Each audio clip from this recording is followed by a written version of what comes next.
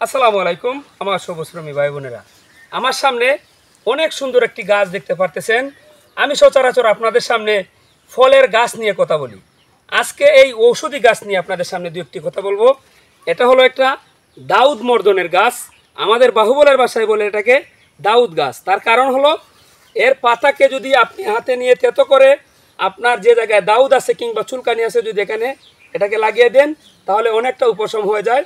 আমরা ছোটোবেলা থেকে দেখে আসছি।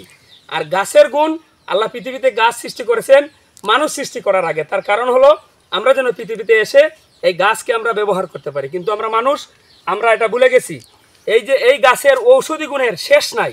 এর একটা ফুল যখন কয়েকদিন পরে আসবে, অনেক সুন্দর একটা ফুল হবে। আপনারা যারা দাউদ মর্দন গাছ দেখছেন আপনারা বুঝতে পারবেন। আর এই গাছটি যেখানে এসে পাইছি, একজন খামারি আমার মাসুক ভাই, দিকে একটু আসেন।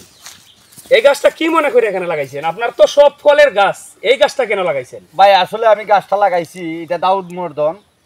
তা আমি ভাবলাম যে একটা ঔষধীয় গাছ আমার বাড়িতে লাগাই রাখি। শুধু ফলের গাছ না, বাড়িতে ঔষধি গাছ লাগানো দরকার। যেমন এওলা, বয়রা, অর্তকি এ ধরনের নিম গাছ বাড়ির পাশে লাগিয়ে রাখা দরকার। তো সবাই ভালো থাকবেন, আল্লাহ হাফেজ।